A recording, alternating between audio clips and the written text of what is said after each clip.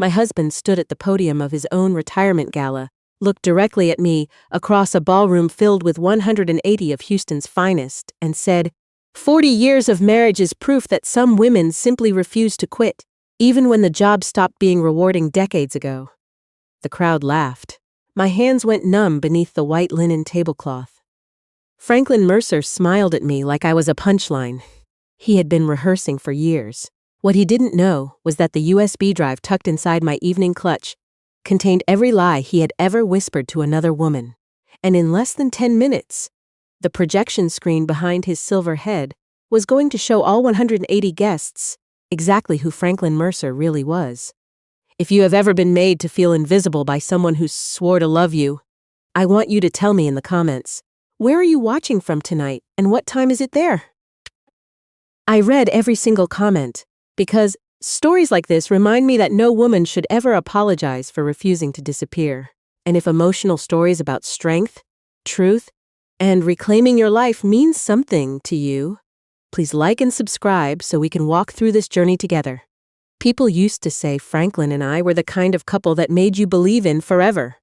40 years together, 2 grown children, a red brick colonial in River Oaks with magnolia trees older than our marriage. Franklin's name appeared on every major donor wall at the Houston Museum of Fine Arts, and mine appeared nowhere at all, which tells you everything about how our partnership actually worked. When I met him, Franklin Mercer was not the silver-haired banking executive people applauded at charity dinners. He was a 24-year-old trainee at a small credit union in Galveston, wearing a suit one size too big because he bought it secondhand. Our first date was shrimp po' boys on the seawall, and he apologized 3 times because he couldn't afford to take me somewhere nicer. I told him the sunset was nicer than any restaurant. He looked at me that evening with so much tenderness, I thought my chest might break open. "You make me feel like I already made it," he whispered. I believed him. I believed love meant building someone up without counting the cost. I had my own dreams once. Most people never bother asking older women about the ambitions they surrendered.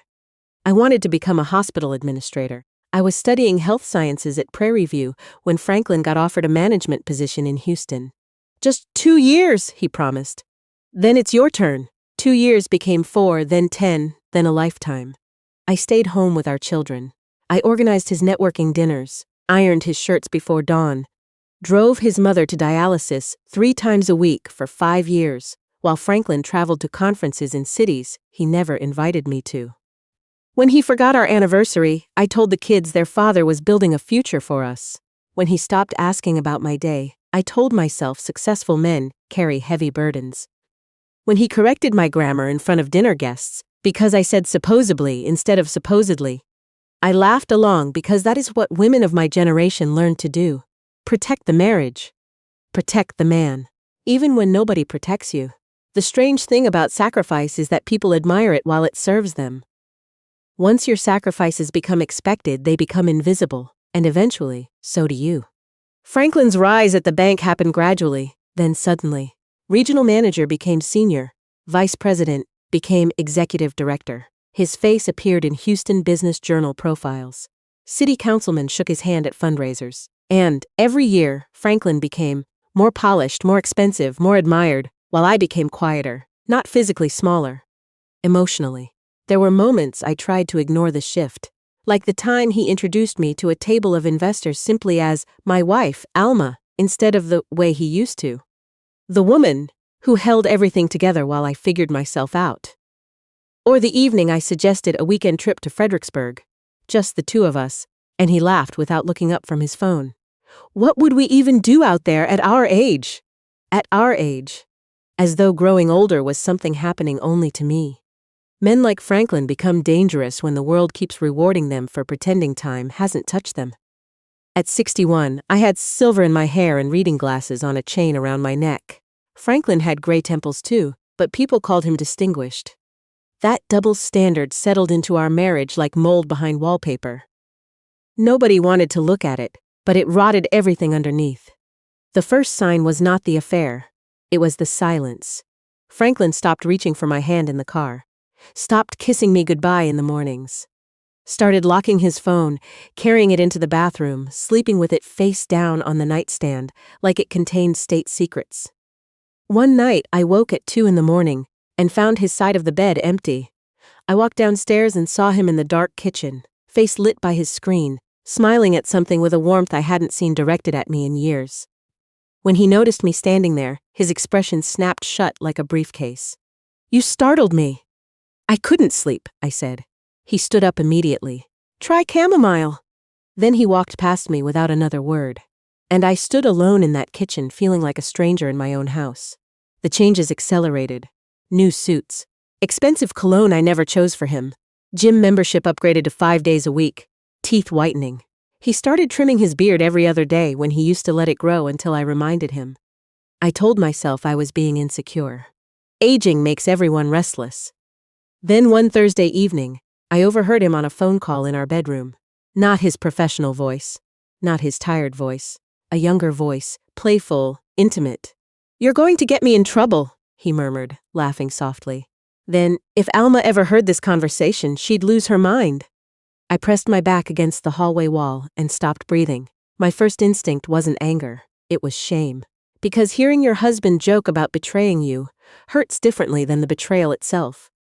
It means the affair isn't just physical, it's entertainment. I met Tanya Reeves 4 months before I discovered the full truth. She appeared at a bank awards ceremony, like someone who had been manufactured specifically to make women my age feel obsolete. 33 years old, slim, confident, wearing a fitted emerald dress that caught every light in the room. She worked in the bank's public relations department, and Franklin introduced her to me with a warmth that made my stomach tighten immediately. "Alma, this is Tanya. She's the reason our brand looks so good these days." "There you are, energy. Not this is a colleague."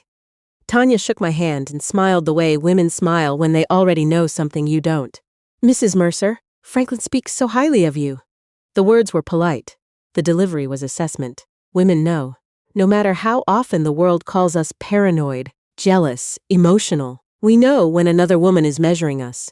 Throughout the evening, I watched them orbit each other. Too close. Too comfortable. At one point, Tanya straightened Franklin's pocket square while laughing at something he whispered, and my chest tightened so hard I had to excuse myself to the restroom. Later, near the coat check, Tanya appeared beside me unexpectedly. "It must be wonderful being married to someone so accomplished," she said. I looked at her carefully. "It has its rewards." She tilted her head slightly. "Some women grow alongside powerful men. Others just grow comfortable." The insult was delivered so smoothly it could pass as observation. Before I could respond, she added almost gently, "Chapters end, Mrs. Mercer. The smart ones know when to turn the page." Then she walked away, heels clicking against marble, leaving me standing there with my coat half on, feeling like the ground beneath me had quietly disappeared. When Franklin announced the retirement gala over breakfast 2 months later, I nearly dropped my coffee. "I've booked the grand ballroom at the Whitfield. 180 guests, maybe more." A retirement celebration I had never been consulted about. But that wasn't the worst part. Over the following weeks, Tanya Reeves inserted herself into every detail of the event. She chose the florist. She approved the menu. She designed the visual presentation. Every time I suggested something personal, old family photographs, our wedding song, she redirected towards something more elevated. I sat in planning meetings watching this 33-year-old woman redesign my husband's legacy while he gazed at her with open admiration. "You're brilliant at this," Franklin told her once, touching her elbow casually. Brilliant. The word men use when they need intellectual justification for desire. The slideshow Tanya created was titled Franklin Mercer, a legacy of excellence, not our life together, not 40 years of family. Franklin. Just Franklin. Photographs of him shaking hands with politicians, accepting awards, standing beside CEOs. I searched for family pictures. There were barely any. That evening I confronted him quietly. "This feels more like your coronation than our celebration."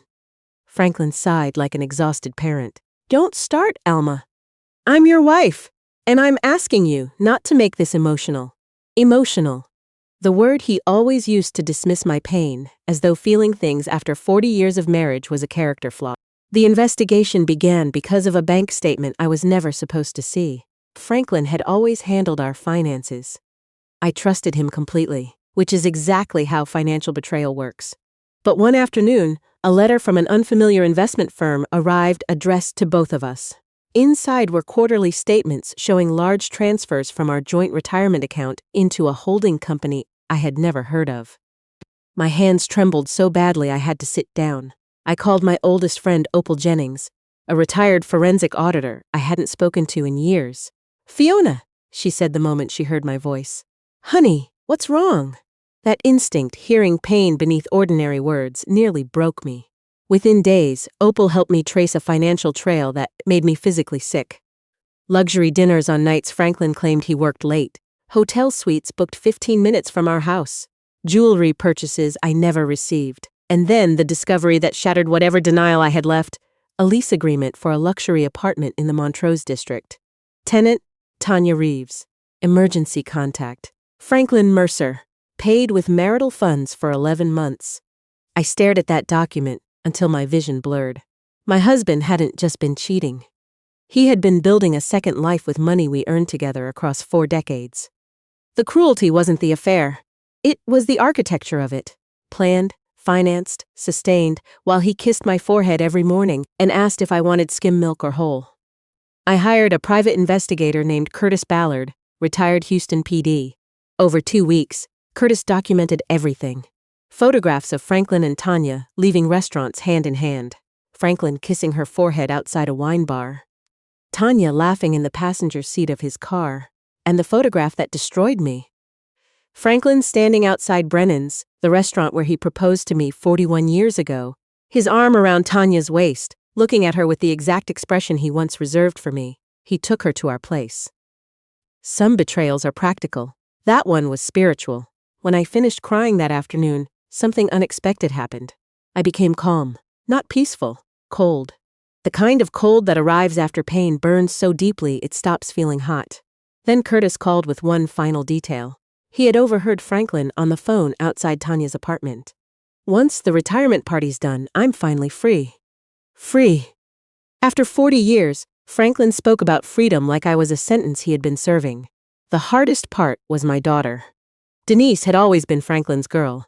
He encouraged her law career, introduced her to contacts, praised her constantly. Lately, though, she had started questioning me. "Mom, Dad says you've been really anxious. Are you okay? Dad thinks maybe you should talk to someone." Anxious. Talk to someone. Franklin had been preparing the narrative for months. Unstable wife. Paranoid. Emotional. If he left me publicly, people would already believe I was difficult. My son, Marcus, saw things differently. He stopped by one evening, studied my face, and said without preamble, "Is this about Dad?" I froze. "He's been acting guilty," Marcus said quietly. "New clothes, new attitude, defensive about everything." "I'm not blind, Mom." Tears slipped down my face before I could stop them. Marcus took my hand gently. "You don't deserve this. And families don't get destroyed by the person who tells the truth." That sentence carried me through every terrifying decision that followed. 3 days before the gala, I drove to the Whitfield and met with the event coordinator, a young woman named Priya. "I'd like to add a personal anniversary tribute to the visual program," I told her calmly. "A surprise for my husband," Priya smiled warmly. "How lovely." She explained the upload requirements while I nodded, pulse hammering beneath my composure. That night, I sat alone in my home office building the video. The first half was beautiful. Wedding photographs, Franklin holding newborn Denise, Marcus's first baseball game, beach vacations, Christmas mornings, 40 years of a life that once felt real. I cried while assembling it because somewhere inside those memories, there really had been love. That was the cruelest part. Then I added the second half. Hotel receipts, the apartment lease, photographs from Curtis, text messages, bank transfers. And finally, Franklin's own voice. "Once the retirement party's done, I'm finally free." I made myself a promise. If Franklin showed me 1 ounce of genuine respect at the gala, I would never play the second half. I would leave quietly afterward and handle everything privately. But if he chose cruelty in front of an audience, then the audience would see the truth. The retirement gala began at 6 on a Saturday evening in November. The Whitfield ballroom glowed with amber lighting and white orchid centerpieces. Jazz floated from a quartet near the entrance. Everything looked immaculate, every detail curated by Tanya Reeves, the woman who was quietly rehearsing to replace me. I wore a midnight blue gown Denise helped me choose. Simple, elegant, not trying to compete with anyone. Franklin greeted me at the bottom of the staircase with a once-over that felt more like inspection than admiration. "You clean up all right," he said. "Not beautiful, not stunning, all right." The ballroom filled quickly. Bank executives, clients, old friends, politicians, journalists. Franklin moved through the crowd like a man accepting a Lifetime Achievement Award, which in his mind he was. Tanya stood near the bar in a red dress, turning heads and pretending not to. Every time our eyes met, she smiled. Confident, patient, certain she had already won. At dinner, she sat 2 seats from Franklin, too close. Every time he spoke, she laughed first. Every time she leaned forward, he watched her before anyone else. They weren't hiding it anymore because they assumed I was powerless. Then Franklin took the stage. The spotlight found him, and 180 faces turned upward with admiration. He held the microphone like a man born to hold attention. 40 years of marriage, he began, grinning. That's not a milestone. That's a life sentence with good behavior. Laughter rolled through the ballroom. My fingers curled around my clutch. He continued. When Alma and I got married, she was ambitious, energetic, full of fire. Pause. Now she's full of opinions about my cholesterol. More laughter. My face burned. Honestly, Franklin said, glancing at me with theatrical amusement. Staying married this long requires one essential skill. Patience. Mostly hers, because Lord knows I gave her reasons. People chuckled politely. Then his tone shifted, barely noticeable, but I caught it. The truth is, people change. Sometimes one person keeps evolving while the other gets a little too settled. The laughter thinned. I saw Denise's smile falter. Marcus went completely still. Franklin kept going. Alma gave up a lot for this family. I'll always appreciate that. But not every woman can keep up with the pace of a man who refuses to slow down. The ballroom fell quiet. Not comfortable quiet. The kind of quiet that happens when people realize they're witnessing something cruel disguised as charm. Franklin raised his glass. To 40 years. And to whatever comes next. Whatever comes next. He was announcing the end of our marriage without saying the words. Tanya smiled openly from her seat. Then Franklin looked directly at me and added, with a smirk that made my blood freeze, "Unless she's too tired for what comes next." Something inside me stopped breaking and started hardening. Because I finally understood there was nothing left to save. A marriage doesn't end when someone betrays you. It ends when they enjoy it. I stood slowly. The room watched me cross the ballroom floor. Every step felt strangely calm. When I reached Franklin, he lowered the microphone and muttered, "Don't embarrass me." I took the microphone from his hand, gently, like removing a weapon from a child who didn't understand its power. I turned toward the audience. "My husband is right about one thing," I said quietly. 40 years teaches you a great deal. It teaches you patience. It teaches you forgiveness. And eventually, it teaches you that silence is not the same thing as peace. The room held its breath. I looked toward the projection booth. "Priya, please play my tribute." The screen came alive. Soft music, wedding photographs, family vacations. The audience smiled. Franklin relaxed beside me. This was the version of us he approved of. Beautiful, curated, safe. Then the music darkened. The family photographs faded. The screen went black, and the first image appeared. Franklin kissing Tanya outside her apartment building. The ballroom gasped as one. Franklin stopped breathing. Then came more. Franklin and Tanya holding hands in a parking garage. Hotel check-in receipts. The apartment lease, Tanya's name in bold. Bank transfer records showing marital funds flowing to accounts I never knew existed. Someone near the front whispered, "Oh my God!" Franklin lunged toward me. "What are you doing?" he hissed. Marcus stood immediately and stepped between us. "Don't touch her!" The firmness in my son's voice stunned even me. Behind them, the screen kept playing. Text messages now. "I can't wait until this circus is over. She's too blind to see what's right in front of her. After the party, we start our real life." A sound escaped from somewhere in the ballroom, half gasp, half grief. Denise covered her mouth, tears streaming. She looked at her father like she was seeing him for the first time. Not the version he performed, the real one. Franklin turned toward the audience desperately. "This is manipulated. She's been spying on me." Nobody responded. Because 180 people were watching evidence they could not unsee. Then Tanya stood up, pale, trembling. "This wasn't supposed to happen," she whispered, loud enough for nearby tables to hear. Franklin spun toward her. "Shut up!" But Tanya was spiraling. "You told me the marriage was already dead. You told me she'd never find out." Franklin's face drained of color. "You said she was too weak to fight back. Too weak." 40 years of sacrifice reduced to weakness in his private conversations. But strangely, I didn't feel broken hearing it. I felt finished. Finished protecting a man who enjoyed diminishing me. Finished carrying shame that was never mine to carry.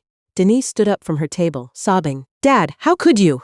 Franklin reached toward her. "Sweetheart, let me explain." "Don't!" The pain in her voice cracked the room in half. She turned toward me. "Mom, I'm so sorry. I thought you were exaggerating." I pulled my daughter into my arms, and suddenly she was a little girl again, crying against my shoulder. Behind us, the final slide appeared on the screen. White text on black: "The truth does not destroy families. Lies do." I did not go home with Franklin that night. Marcus drove me to Opal's house while the Houston skyline blurred past the car windows. Halfway there, my son gripped the steering wheel and said quietly, "I should have said something sooner." "You didn't know everything." "I knew enough." That sentence stayed with me. The divorce finalized in early spring. Franklin fought strategically at first, delaying paperwork, questioning asset valuations. But evidence leaves no room for performance once lawyers get involved. The apartment lease, the bank transfers, the hotel receipts. Everything documented, everything traceable. My attorney, Sandra Cho, had told me on day one, "You are not powerless here, Alma." She was right. In the settlement, I kept the house, half the retirement accounts, and the only thing that truly mattered, my dignity. Franklin's career collapsed quietly afterward. The bank never made a public statement, but clients disappeared. Meetings happened behind closed doors. Within 4 months, his resignation became permanent. For a man who built his entire identity around status, losing admiration destroyed him more than losing me ever could. Tanya vanished from Houston within weeks. Moved to Phoenix for another PR position. Relationships built on secrecy rarely survive daylight. 6 months later, I stood in my kitchen making peach cobbler while November sunlight poured through the windows. The house was quiet, but the silence felt different now. Peaceful. Not lonely. For the first time in decades, I could breathe inside my own life. One afternoon, Franklin came by to collect the last of his boxes. He looked older. Not just physically, spiritually. Like shame had finally settled into his bones. He paused at the front door holding a cardboard box and glanced toward the living room wall. A new photograph hung there. Me, Denise, and Marcus at a small family dinner. All 3 of us smiling. No Franklin. Something unreadable crossed his face. "Marcus barely returns my calls," he said quietly. "Denise is trying," I answered. "She just needs time." He looked down. "I never meant to lose my kids." I believed him. But consequences don't ask permission, they simply arrive. As he carried the final box to his car, Franklin paused and said, almost too quietly to hear, "I did love you once, Alma." I looked at him for a long moment. The man I married, the man who betrayed me, the man who humiliated me publicly, the man who once made me believe love could outlast anything. "I know," I said softly. "But love without respect isn't love, Franklin. It's ownership." He nodded once, then he walked away. And watching him leave didn't break me. It freed me. A month later, I started volunteering at a women's resource center in 3rd Ward. At first, I only helped organize literacy workshops. Then someone asked if I would lead a support group for older women rebuilding their lives after divorce. The idea terrified me. Women like me were taught to stay invisible. But I said yes. The first meeting changed me forever. 12 women sat in folding chairs drinking coffee and pretending they weren't crying. Different ages, different stories, same grief. The same slow erosion of self-worth that happens when someone convinces you your value decreases with age. One woman whispered, "I don't even know who I am without him." And I told them what I wished someone had told me 20 years earlier. Growing older does not make you less worthy of love, respect, or joy. It makes you more dangerous because you've finally stopped being afraid. On the first Thanksgiving after everything, Denise and Marcus came over. No ballroom. No champagne towers. Just family, real family. Marcus grilled catfish in the backyard while Denise helped me set the table. At one point, my daughter wrapped her arms around me from behind. "I'm proud of you, Mom," she whispered. Later that evening, after dishes were done, and my children's laughter still echoed through the house, I stepped onto the back porch alone. The air smelled like pecan smoke and coming rain. Inside, I could hear Marcus and Denise arguing about football the way they did when they were teenagers. And for the first time in years, the sound didn't feel fragile. It felt permanent. I thought about the woman who stood frozen beneath those ballroom chandeliers, terrified of losing her marriage, terrified of becoming invisible.